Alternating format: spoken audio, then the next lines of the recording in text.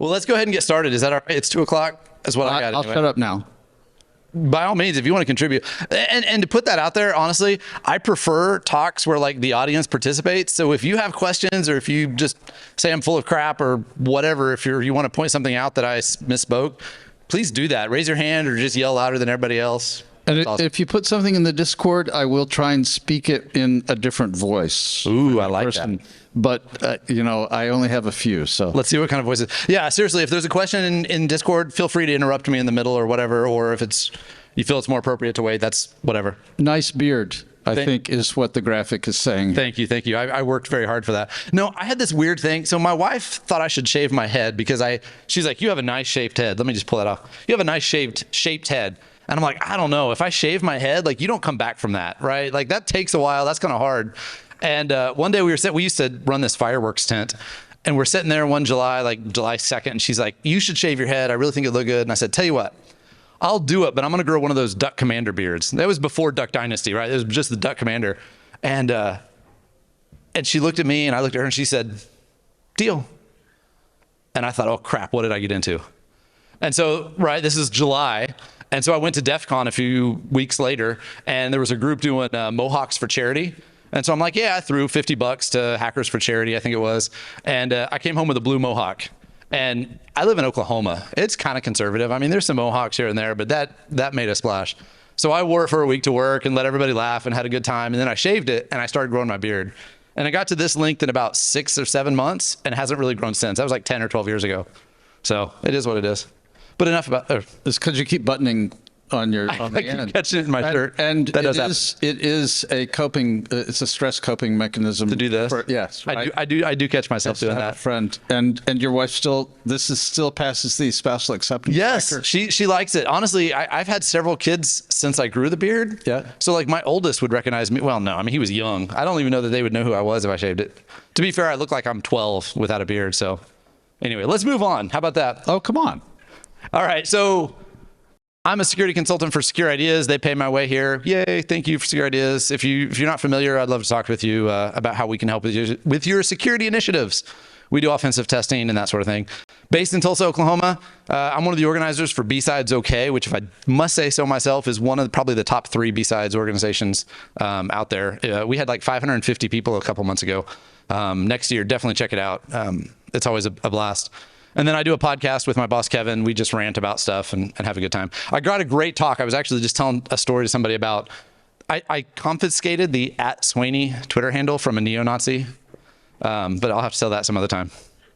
Apparently there's not a lot of detail on salvage of unused stuff on the internet. And so, yeah. So let me ask this. How many people are huge Lord of the Rings fans? Anybody? Tolkien? 1, 2. I see a few people that are like, do I raise my hand? Do I not? Right. All right. People at least seen the movie, right? Lord of the Rings, one of the movies, right? Anybody go to Trilogy Tuesday? Does anybody, that sound good? Nobody heard of that? Okay. When the last movie came out, New Line Cinema did this huge thing, Trilogy Tuesday. Basically, they showed the extended edition of all 3 movies back to back to back. So it was like 12 hours in a theater. And then we got out like right before the actual opening of the movie. So all the people that thought they were cool going first, the rest of us walked out. Of course, we were all in costume. You know, probably looked something like that. That's not actually my group. I couldn't find the picture of my group. But we had like 12 of us that were all dressed up. All right, don't make fun. We're all dorks of some kind, right? Like what is your fantasy world? You all have a fantasy world. Star Wars fans? A few. Star Trek? This guy's like, yes, me, pick me, Star Wars. Star Trek, anybody? What about Harry Potter? Infosec Twitter? Right, like that's Fantasyland most of the time. Here's the thing, Infosec is sort of a Fantasyland to some degree. I mean, we even have our own lingo, right? Like, hey, did you hear about that 0 day in the IAM API from RSA? Or did, you know, is the coolest thing since that SSRF and the WAF of the AP, I don't know, AWS EC2. I'm making stuff up at this point. I don't know. We have our own terminology. We have our own lingo. We get excited. We get angry about things. How many times in the last 2 months have you been angry about something related to InfoSec? I'm seeing lots of smiles. Nobody wants to raise their hand, but right? We get angry. Why do we get angry about this? It's a job. Why do we get angry and emotional and excited about stuff like this? It's because we're passionate. It is a little bit of a fantasy land. It's a place where we invest our lives and we care. Sometimes we care too much. The problem is all of those things, the way we make decisions, are not necessarily good. They're not well-founded. People suck in general, and I'm including myself. Our meatware is broken. There are vulnerabilities in our meatware, in our psychology, in the way we make decisions and whatnot. And so kind of what I want to talk about a little bit today is some of that process. Before I do that, and we're going to talk about risk management and how this applies and whatnot. Before I do that, I at least have to summarize the idea of the Mines of Moria, where this is based on of. So this is a scene from the movie. Here's what's going on. You've got this little fellowship, a bunch of basically white guys, lots of diversity, yay. Let's call them the management team. And they're taking this dangerous little ring, this little jewelry piece down on some trip, and they have to deliver it for the business line. And there's a complication, right? They're going along one way and they're like, how do we get there? And one of the guys says, oh, we should take this trip, we can take a shortcut through the Mines of Moria, no problem, it'll be great. It's the best place ever. I'll introduce you to my cousin. It's awesome. And you got another guy that's like, that's a horrible idea, really bad, lots of risk, very dangerous. We cannot go there, right? They're probably like shit posting to each other on Twitter about it. You've got another guy, kind of the manager of the group, Gandalf, who's like, yeah, I don't know, it seems kind of sketchy. And then everybody else is like, nope, don't know anything about it, not gonna say anything, I'm out of it, I don't care, I don't wanna be in the middle of it, right? We've all been in those management meetings, right? You can recognize, you're putting names to some of these characters of like, yeah, that's the guy that he's always like, yeah, whatever, no risk, let's do whatever, we gotta get stuff done. And then the other guy that's like, it doesn't matter what you propose, it's too risky, we can't take any chance, there's too much risk, we're not gonna do it. This is like most of our risk discussions. I'm gonna move my thing here. So my clicker broke. I had a no, it kind of broke. I gave it away. One of my coworkers needed a clicker. I'm like, here, this one's broke, you can have it. And then I realized that's the one in my bag. The short version is they decided to take the shortcut, which actually worked out well for the movie. It would have been kind of boring if they didn't. But they took the shortcut through the Mines of Moria. They ended up in this dead, orc-infested fortress underground, and it just went south from there and got worse. Here's what they didn't do. They never actually, and to be fair, it was a long movie already. It would have been much more boring if they had done this. They didn't sit down and say, okay, what are the risks? What are the threats? What actually could happen? More importantly, what do we do to mitigate some of those threats, right? You've got this one little hobbit, little short guy that's carrying this ring that can destroy the world, right? Literally at that point, that is the most important thing. And they didn't like, let's surround him and walk through this and watch for stuff. No, they just wandered in there. Here, let's take a break. Let's, I mean, there was no concern at all, really. Obviously, at this point, right, they're pointing weapons because they hear something bad. And they're like, oh, crap, we didn't plan for this. What now, right? Vacation's canceled. Everybody's on deck. This is how we make a lot of risk decisions. There we go. So there's a lot of reasons for this, a lot of different motivations. Sometimes it's economics. And by economics, I mean a lot of different things. Maybe it's if we make a different decision, it's going to cost us more. Maybe it's if we do this, we can, it's a product differentiation, right? We can make a little bit more money off of it if we do this way. Maybe it's just the amount of time it's going to take. We don't want to wait for that or this or whatever it might be. It's going to take more resources. We don't have those resources. Usability. How many people use Microsoft Windows? Anybody ever heard of it? Like the great thing about Microsoft Windows is you log in one place and you have access to everything. That's glorious. The downside to Microsoft Windows is if you compromise one account, you have access to everything, right? Like it makes it so easy to pivot around, right? It's shared authentication, it's great. But there's downsides that come with it. And I guarantee you, and in fact, I have a deeper example of this later, but people don't think through the ramifications of, okay, what does this really mean? What do we do about it? There's convenience. I'll come back to some examples on these a little bit later. Laziness. We've all been there, right? It's like, I know this is the right way to do this, but I just don't. Insurance. I mentioned earlier, I run BSidesOK. We have insurance now. We're finally like, all right, yeah, I know we need to do this. For the longest time, we're just like, do we really need to buy insurance for this? Like, what's the likelihood? I mean, we have a code of conduct. It's don't be an ass. We're 8 years in and we haven't had a problem, but okay, fine. We're like, we're going to be big boys. Let's buy insurance. Let's be a little bit more serious about stuff like that. Sometimes it's ignorance, Earlier, I was on, we kind of had we were just filling some gap space in here, and I was talking to a gentleman that sat over here about the complexities of our InfoSec world and how do we hire people and just how complicated things are. Technology has gotten extremely complicated, and we're all ignorant about something. There is nobody, I don't know any InfoSec superstar, rock star, whatever, that knows everything about everything. In fact, I think the longer you're in this industry, the more you realize how much you don't know. Right? I am ignorant on so many things. My boss always talks about, like, he started when he got into InfoSec, he's like, you know what, I'm going to make a list of the 5 most important things that I need to know. And he went through and he worked really hard and he learned the first 2.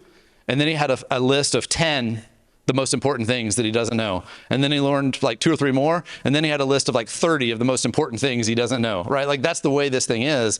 The further along we get, the more we realize we don't know. And ignorance is not an insult. I know people get insulted if you call them ignorant. Don't try it. Or do, that's fun. On Twitter, just say, you're ignorant. It doesn't mean stupid, right? Ignorance is a default state. We are all born ignorant. We learn some things. Some of us learn things about other things. Some of us learn things about some different other things. I would propose that anytime you disagree with somebody, focus first on commenting on what they do know and how that differs from what you know.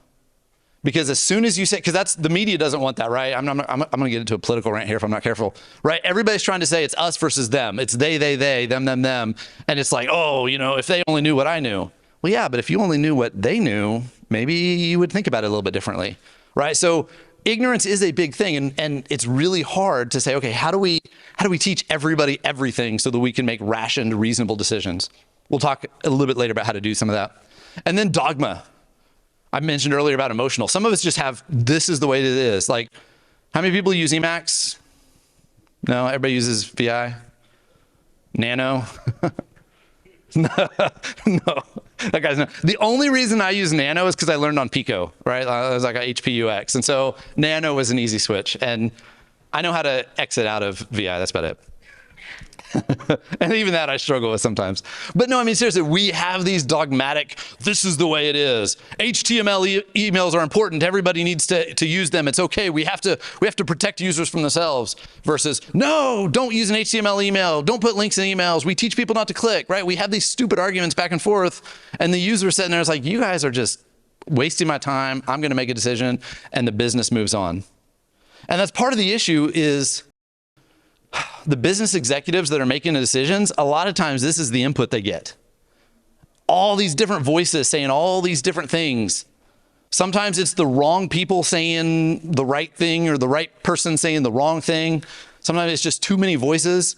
Sometimes we have conflicting priorities. The folks in dev versus the folks in production versus security team versus the auditors. They're all saying, hey, you got to do this, you got to do this. And what's the manager going to do? When you have to make that decision, what do? Do you listen to the loudest voice? Do you listen to the person who's been right the most in the past? Do you listen to the person that, hey, I'm not going to listen to him because he pissed me off. He was a jerk. So I'm going to. It's hard, right? This goes back to our meatware flaws of we all make decisions for psychological reasons. A lot of times we don't even realize it if we don't have a plan. And so that's what I want to reiterate. And hopefully by the end of this talk, that if you do, let me just jump in there. How many people have a detailed threat model for your organization? Like if I were to say, hey, here's this thing we're thinking about doing. How do we analyze the risks to that? How many of you could say, here's our threat model. Let's look at that and apply that and decide what's appropriate? Anybody?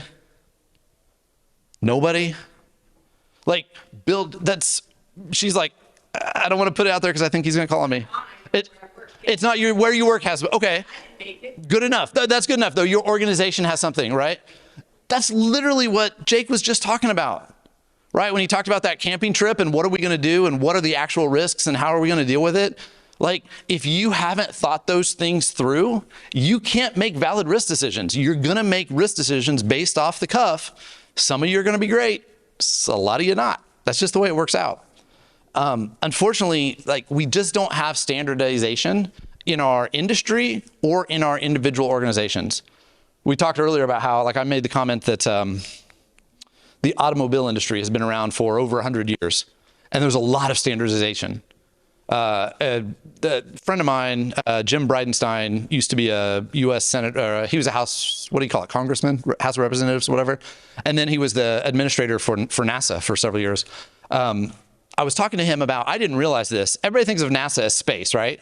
NASA actually has a lot of responsibility for all of the space above the Earth. It's National Aeronautics and Space Administration. So he was talking about the licensing of drones, and NASA has been tasked with how do we figure out what the roads of the sky look like in terms of drones? The FAA handles above 400 feet. They've got that taken care of, but everything below that, it's kind of NASA's responsibility, or at least they're in the middle of this trying to figure out how to handle this. And he's like, there's hundreds of companies, thousands of companies that have drones ready to go. They want to deliver stuff from one place to another. They want to pick people up and move them from one another. They want to do reconnaissance for businesses or for the police or whoever. It's all out there ready to go, but there's no regulation around it, and they're trying to figure that out. What they're trying to figure out is standardization. How do we do that? You can get in any car, you can go down a road, and you know the rules. You know you stay on the right side. You know that a stop sign you stop. You know what stoplights look like. You know right turn on red. There are standards that have developed over hundreds of years. IT has developed so quickly in the last 20 or 30 years that we don't have that standardization. Everything is just so much more complicated. So I think two things have to happen. I think to start with, we have to build standardization in our organizations. Your company has to have a threat model. You have to say, here are the big risks. Here are the threat actors that are going against us. Here are the things that we need to be concerned about and what those risks look like, what those threats look like and the risks they pose. But then eventually, we have to figure out how to standardize that as an industry. And we have to find ways to make that work globally. And I don't know, that's beyond the scope of this talk. I don't know how that works, but hopefully by the end, I'll give you some tools, stuff to think about for doing this in your own org. So let me talk about some examples. How many people had an iPhone? What is this, like the 1, the 2? I don't remember. 3G. I had the 3 and the 3GS. Was the 3 the first one? I couldn't remember. Okay. I got so frustrated because I had the 3GS and I couldn't turn it into a hotspot with AT&T unless I jailbroke it, right? They wouldn't give me the functionality I wanted, so I said, screw it, I'm going to Android, and I never looked back. How did this end up in the enterprise? Does anybody remember? Did we do a rational, like, let's think through all the threats and dangers, and let's decide, hey, we have the tooling that's available, we have the security controls that are available, and we're ready to roll this out in a secure fashion? No? What happened? Vice President said we need it. A vice president said, I want it. He didn't say we need it. He said, I want it. The CEO said, I want this. You're going to do this. And we said, no, we've standardized on BlackBerry. We have the tools and the controls that we want. We've made this business decision. And he says, that's fine. Make an exception for me. And somebody bent. And then the CFO said, I want one too. And the CIO said, I want one too. And pretty much everybody on the executive team, and then it just filtered down from there. And at that point, we're thinking, oh crap, what do we do? We found a way to make it work eventually, right? Up front, it was not good. Yeah, that's actually true. I led the forklift upgrade at a major pharmaceutical company, 18,000 people. We had a standard build. It was Windows. It had the Windows player. And there was a vice president who said, I want iTunes.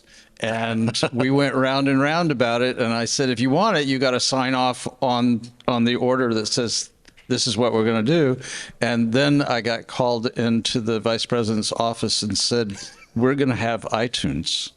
And I understood his tone of voice. And so we had iTunes. That's exactly right. I'm going to come back to that story, I think, a little bit later when we talk about what you should do about that or how we prevent that type. It's not necessarily about preventing it. Our job is not to say no. And okay, this was going to be later, but I'm going to get on this rant now. I am so frustrated that security has a reputation for saying no. That is not our job. We are not here to say no. We are here to say, here's how you do that securely. You want to do that? Great. Here's what that's going to cost.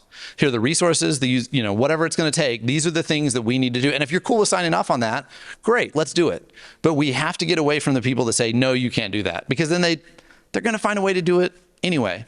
And it will get better. It always gets better.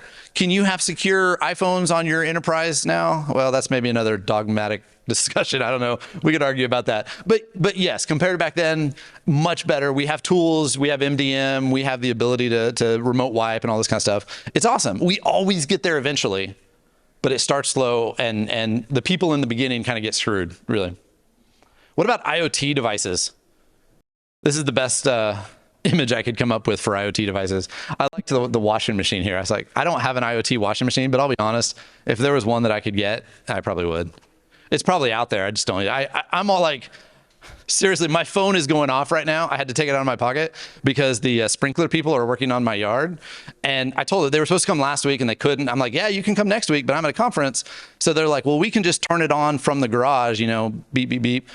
But it only runs for 3 minutes. So it runs for 3 minutes and it stops. Every time it starts and stops, I get a notification. And so I'm like, anyway, it is what it is. I'm a huge fan of IoT.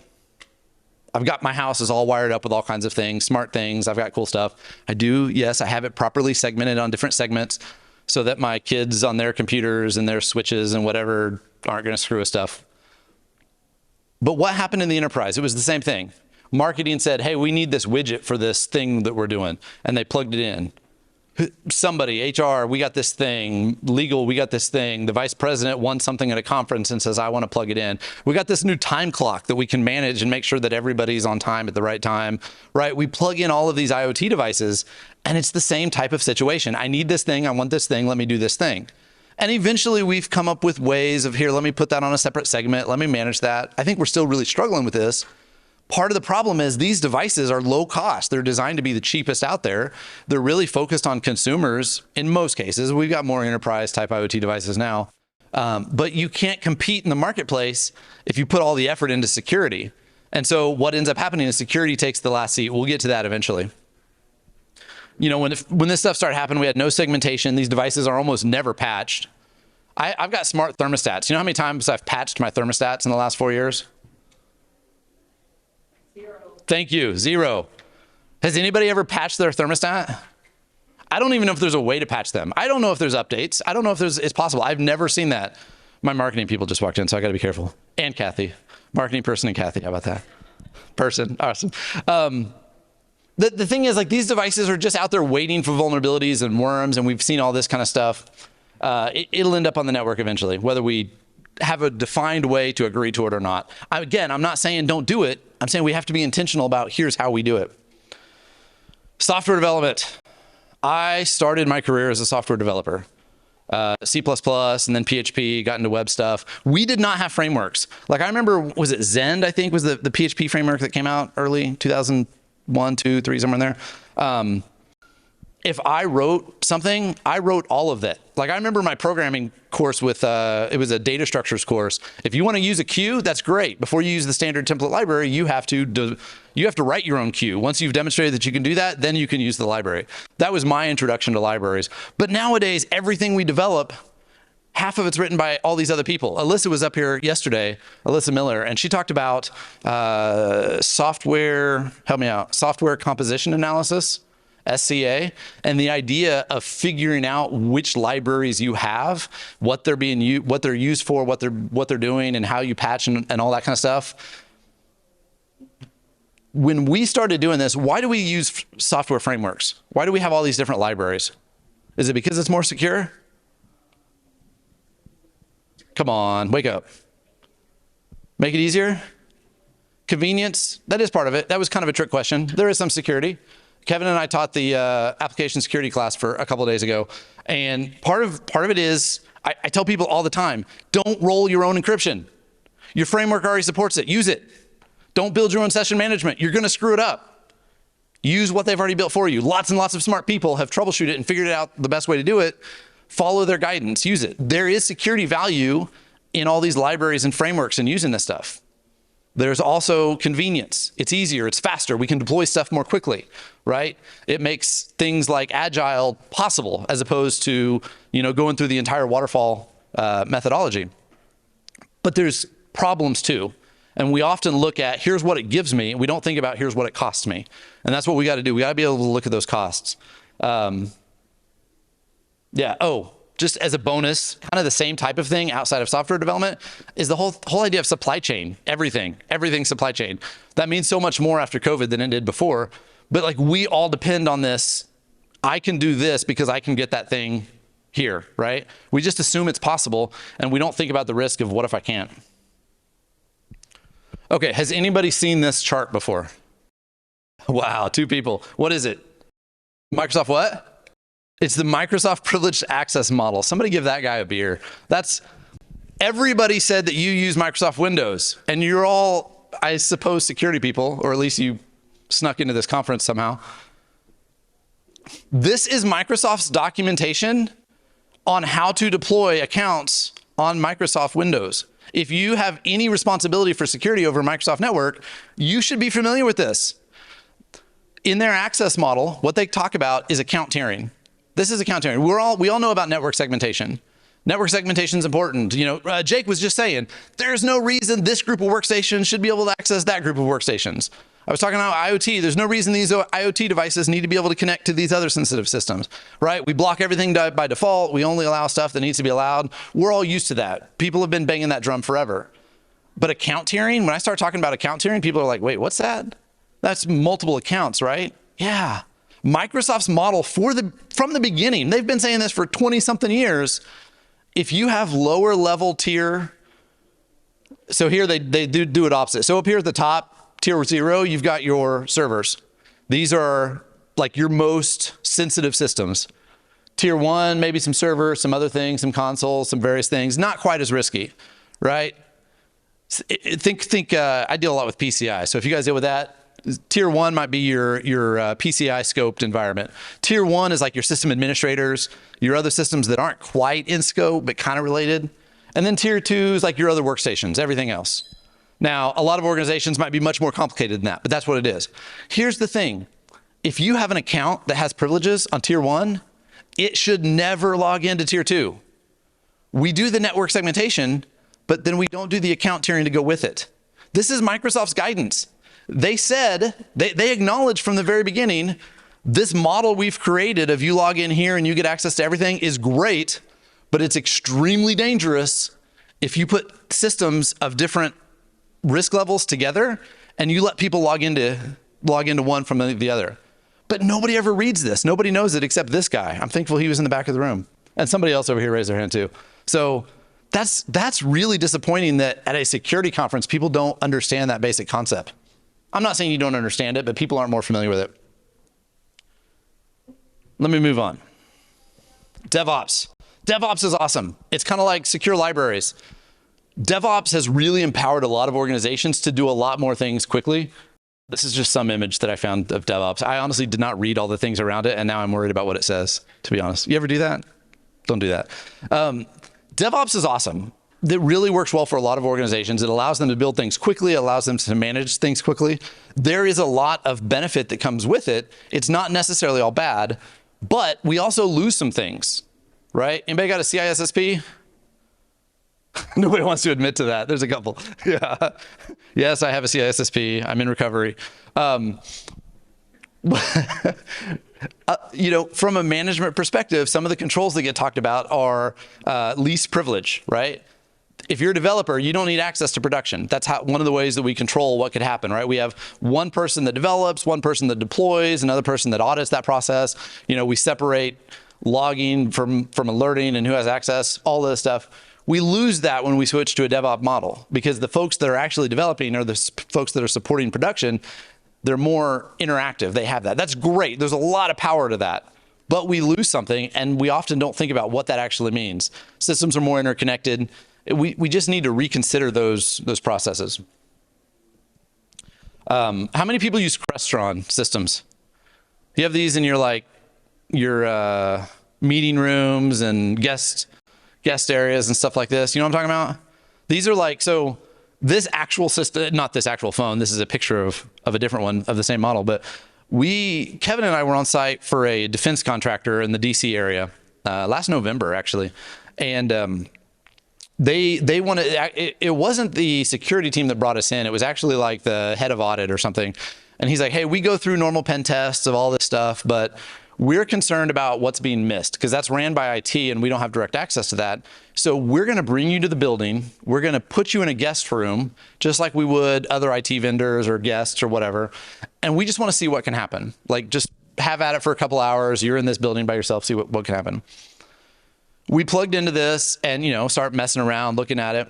And very quickly we found out that if we unhook the phone and put a tap in the middle and connect our computers directly to it, we're on the corporate network.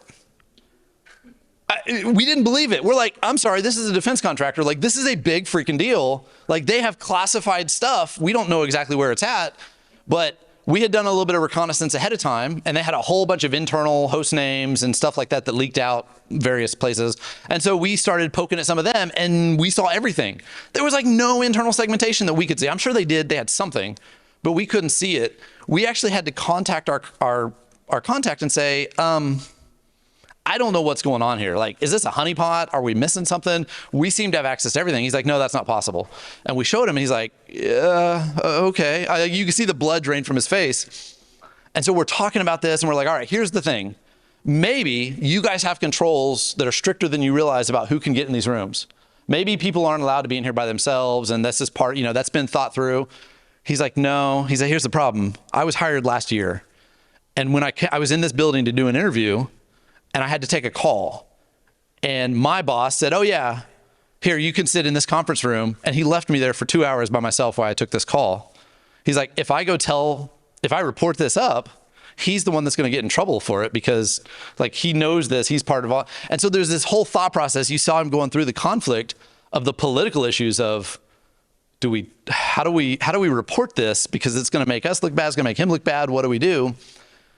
Later, we got to talking to the people who were actually responsible for this, and part of the conversation came up that when we made this decision, that was a completely separate network, and it wasn't that important. It was isolated.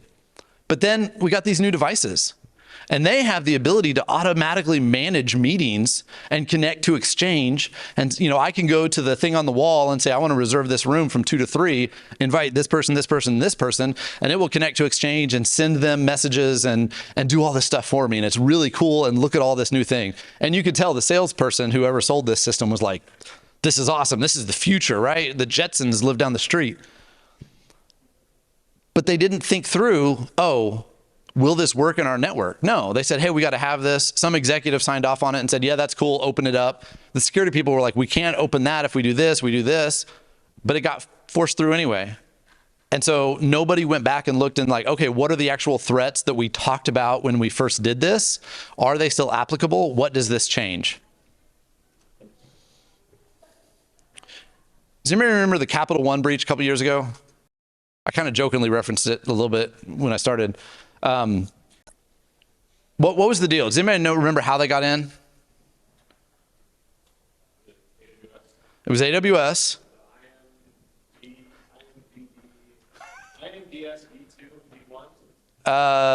Maybe.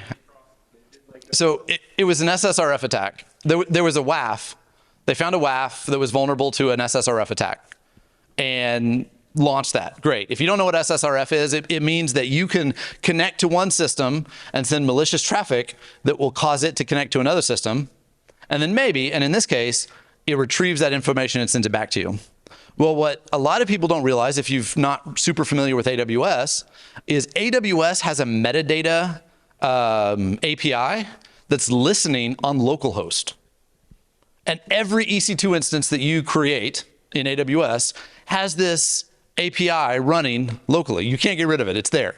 It allows you to query some magical network metadata stuff that the AWS has out there. This attacker knew enough about AWS. They had actually worked at AWS previously, so they knew the documentation. A lot of people's like, well, they were an insider. They knew about AWS and they knew how to attack this. No, it didn't have anything to do with that. They just knew how this worked. They knew the technology. And so when they found this SSRF vulnerability, they were able to use that to query the local host, because from, the SSRF sent the information into the WAF is running, the web app firewall is running on that system. It queried localhost, and they were able to extract the metadata. Well, there are two problems. One is that Capital One didn't even know this was a thing. They had not secured it in any way. Two, the way that they had done their account models, where, what accounts had access to what resources and stuff like that, was way too permissive, because we have this hard shell. Nobody can access our internal side because we keep everything protected. But once you got in those internal accounts, then the attacker was able to get access to an account that had access to other data and all this kind of stuff. Here's what's interesting about that. The $80 million fine that they got was not directly connected to the actual breached data. The $80 million fine was because the Office of I always have to look this up. The Office of the Comptroller of the Currency. Is that not a bureaucratic name? The Office of the Comptroller of the Currency for the US government said, Capital One is a large regulated organization, and they moved stuff to AWS. They just lifted and shifted their stuff over without understanding the technology and without knowing what it is they should be looking for. In other words, ultimately the way it was worded, this was a problem for the auditors. They said your auditors failed because you moved stuff without knowing it, and the auditors didn't even know how to look for it. They admitted, basically acknowledged, vulnerabilities are going to happen. Attacks are going to happen. Breaches are going to happen, but you got to understand the technology. You got to know what's there. I'm almost done with examples. I had this huge list. I'm like, all right, I got to cut out examples. Anybody work with ICS stuff or SCADA stuff, industrial control systems? There are so many. We've done a lot with power companies, oil and natural gas and electric and whatnot. All of those systems are online now. I mean, the smaller ones, maybe they keep stuff offline. I've got a friend that runs a power generator for a dam, a large dam in Oklahoma. He's this, I don't remember what he is, CISO or something like that. They are small enough. He's like, all of our stuff is offline. Now, part of it is because the dam was built in 1930 and the computer equipment was put in like a few years later, and literally we haven't updated anything since, and so I don't trust anything. But he's like, they had some system. He's like, we have to update this, which means it has to be connected to the internet. So like, they brought in a separate internet connection, connected it for the 5 minutes it took to do the update, and then turned it off because they're so terrified of something bad happening. But in most larger organizations, all of this stuff is connected to the internet in some way. It has to be. Right? We cannot manage sufficiently large organizations unless we're able to get logs, unless we're able to do federated identity and authentication, unless we're able to keep track of what's happening where. We've got to be able to monitor things. It's just not practical with the complexity of these systems to keep it all completely offline. So we move it offline, and that's great. We have some security benefits from that, right? We can get detection of malicious activity. We can get log data and alerts and all that kind of stuff. That is a good thing. We can make sure the stuff is patched and maintained. Those are good things, but there's security implications that come along with it. Obviously, we hear about it in the news all the times, these systems getting compromised or whatever. Again, security win, cost savings, dangers that go along with it. And what ends up happening again is that people don't fully look at all of the pieces around it. Last example, automatic updates. How many people think automatic updates are great and should be turned on for everything? Couple. I see some wavering back here. How many people think that automatic updates are dangerous and shouldn't be turned on? Wow, more. That's more than I expected. So when I got started in IT, we were at the point where like automatic updates were just kind of being a thing. And it was like, everybody was afraid of it. No, we can't turn on, I mean, yeah, maybe for desktops or something, but we're not gonna turn automatic updates on for our servers. There's no chance. I still remember, I remember when McAfee pushed down an automatic update that deleted something that started with the word micro out of like System 32. And I don't know if you've heard of Micros. Micros at the time was the largest restaurant point of sale system like in the country. This one update that McAfee put out literally hosed every Micros server across the country. Like literally you could not check out at a restaurant for several days. It was like 2004, 2005, something like that. We had just gotten to the point where people were starting to trust, hey, we have to do automatic updates for everything.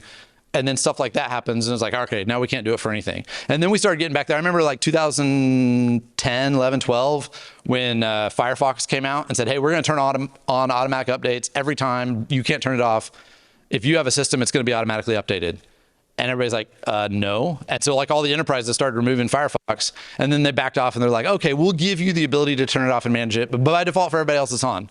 And Chrome started doing the same thing, like right away. They're like, all right, this is good, we're in. Automatic updates for everything. That was great. And we kind of got back to that same point of now automatic updates are great. And then like in January of this year, Microsoft put out an update. You remember what I'm talking about? Does anybody remember this? Microsoft put out an update that was there for like 3 or 4 days and it started crashing domain controllers and knocking file systems offline and servers were rebooting. And like 3 or 4 days later, they pulled it and they're like, oops, our bad, sorry. So I don't know where we are with this. Like there are advantages to automatic updates. There are disadvantages to automatic updates. There are savings, there are costs. How do we decide? we're back to the point where context matters. I didn't mention nuance earlier, but nuance really, really matters. We have to think through these things of is this right in this situation and not just globally what's good and what's bad. PCI. I have this love-hate relationship with PCI. It's kind of what got me into security. I worked for a point of sale reseller that I was talking about. I know more than I want to know about PCI. And at times I hate everything about it passionately. But I also see that it's done a lot of good things, right? A lot of merchants that otherwise would not have been cared about security at all have really made a lot of great improvements. I'm bringing this up as a counter example to all the bad examples, because one thing that PCI has done really, really well has forced the idea of compensating controls. PCI says, here's this laundry list. It's not like HIPAA is a government regulation that says, basically, do the best you can do for your business model, and if you don't do good enough, we'll sue you after the fact.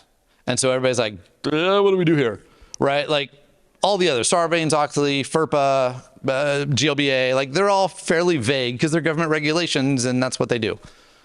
PCI is a regulatory, it's not a legal thing, it's a contractual thing where they say, you're gonna do this or else we'll fine you.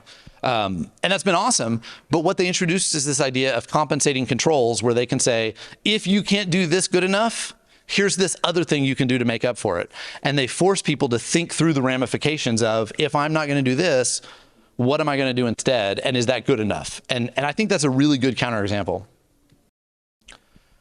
But going back to Infosec, at the end of the day, Infosec's a lot about like Squid Games. Does anybody watch Squid Games? A couple people? At least know what it is. Have you at least heard about it? I don't know if it's good or not. I watched it a couple of weeks ago on some flights.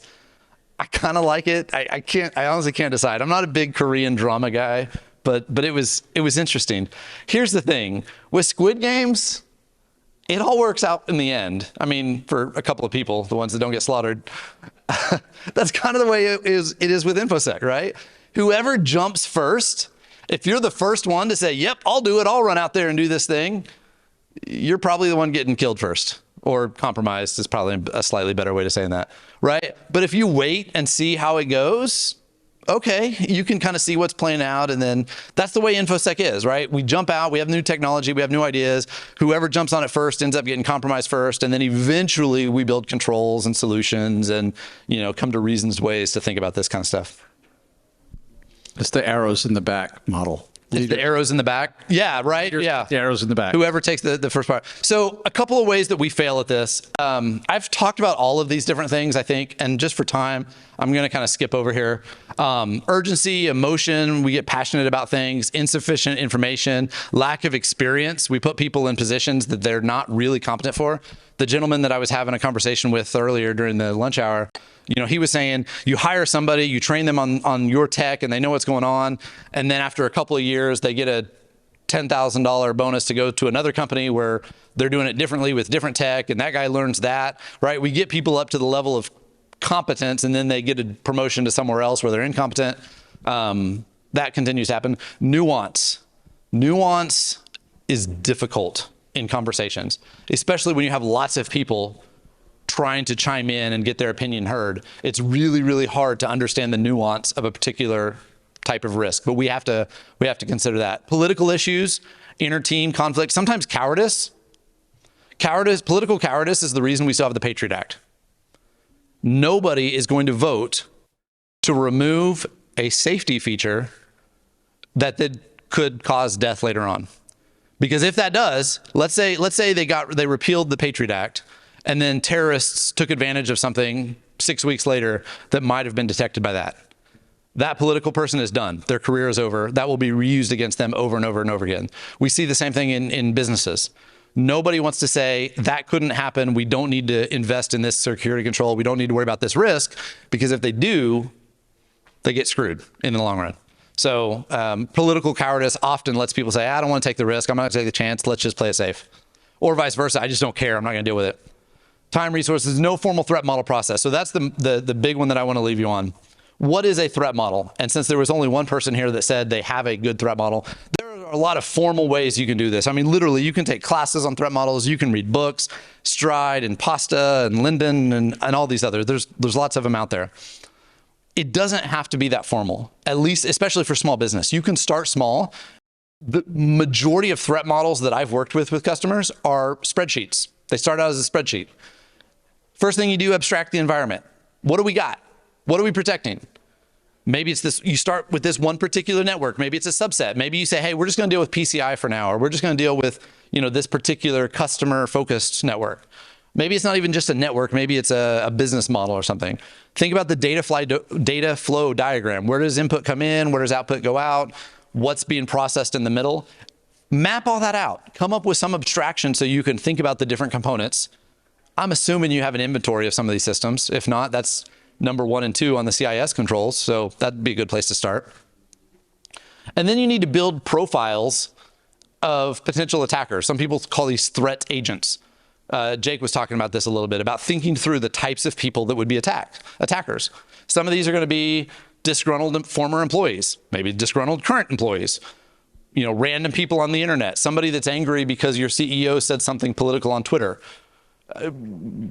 That kind of cuts close to home. My boss rants on Twitter all the time. But you have these different people that are going to attack you for different reasons. Maybe it is a nation state. Maybe it's just a ransomware group or whatever. Build profiles with these of what is their goal and motivations. This can take a while. It is some effort to do it. I get it. This is not necessarily an easy step. It's a lot of documentation. But think through who are the possible people that might come after us. And then what are the potential threats? If this person is going to attack us, this person, I'm using generically, like this threat agent, what would they do? What are the types of attacks they could pull off? And then for each one, what is the likelihood of this? What is the impact of this? And what is the difficulty of this? And for each one of those things, then you look at your system, you say, okay, what controls do we have in place to prevent this, to detect this, to respond to this, right? I jokingly referenced the CISSP earlier. Like, this is all management level information security stuff of working through, here's the potential attackers, here's the potential types of attack, here's the controls we have in place. And then for each one of those, is this good enough? If you have a refined process for this, it makes it a lot easier. All of the other stuff I've talked about, you can go through and say, okay, what if we do this? Well, if we do this, then that opens it up to this. And then how do we compensate for that, right? Like, it gives you something to have a standardized process to say, we can't make this decision because it opens up this much more risk. Or if we do, we at least need to offset that somehow, right? We're always trying to be better. I used to do CrossFit. I don't anymore, obviously. I tried to out-eat COVID instead of out-workout. Like, I didn't do the Dave Kennedy thing. Like, let me get buff. But there was a lady that when I did CrossFit, and to be fair, there is a law that when you meet somebody, if you do CrossFit, you have to tell them within the first 5 minutes. It's like vegan. But I didn't break that law because I don't do it anymore. There was a lady that I worked out with that had a shirt on that said, better than yesterday. She always wore that t-shirt, better than yesterday. And I think that's what we need to focus on in whatever your organization is. You need to be looking at how can we improve, because it's real easy to get overwhelmed and say, I'm never going to get there. But if you focus on how can I be better than yesterday, you can make steps, you can make progress. And then the last thing is this is not a one-time thing. You can't take a week off and go build this threat model and then you're done. This is something that you constantly have to use, review, update. Last thing is be encouraged. At the end of the Fellowship of the Ring, the first movie, Gandalf meets the Balrog. The Balrog comes out in the Mines of Moria and chases him off. Gandalf stands in front of him, big passionate moment, and says, "You shall not pass." And then they both die. Maybe that's not as encouraging as I thought it would be. Hopefully you don't die. But the thing is, he puts it on the line. He says, this is where we're going to draw the line, and this is what we're willing to do. I really do hope you don't die. But if you do, remember that it was for a good cause. Right. At least do it for a good cause. I probably ought to find a better way to end that one. I think I'm out of time, but do we have any questions? I think you're going to get banned from wherever this gets posted for talking about dying. Probably. It's not appropriate. It's got to be better than the slideshow roulette last night. And you had a slide, there were a couple of slides back where you had fail points. And I was thinking do you need a trigger warning for imposter syndrome? Imposter syndrome? Because probably. This is like, here, if you have imposter syndrome, here are your symptoms that you can choose from. This is like a DSM for this. That's true. And to be honest, every one of these things are reasons that I've made a bad risk decision, right? Like as I was thinking through of these, I could probably do a whole talk just on this slide and point out all the places that I've failed because one reason or another. So there we are. And how many of us do not have a situation with one of these? So if you feel imposter syndrome, welcome to the club. We're all completely inadequate to the size of the job that needs to be done, which is why we're talking about mental health issues and that sort of thing. So what time is it? And when I'm supposed to know that? Are you done with questions? It's 2:51. All right. I don't know who's next. Hector is awesome. Thank you, everybody. Thank you all for coming.